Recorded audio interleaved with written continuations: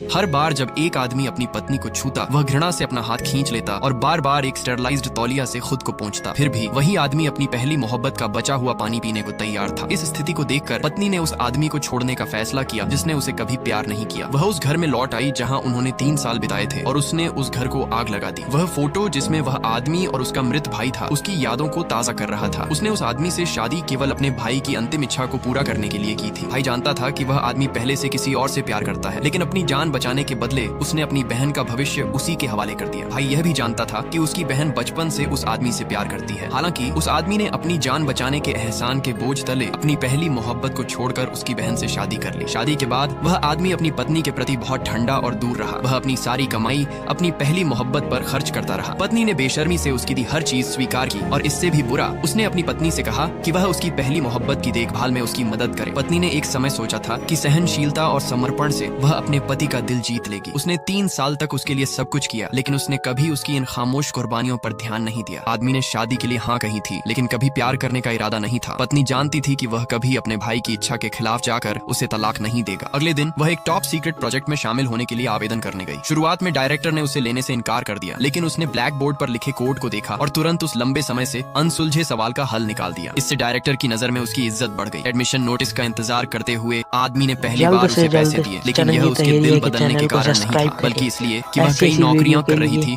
और थक चुकी थी। हालांकि आदमी को अभी एहसास नहीं था कि वह पहले ही अपनी पत्नी से प्यार करने लगा था। वह अभी भी अपनी पहली मोहब्बत के प्रति अपनी गलत फहमी में था।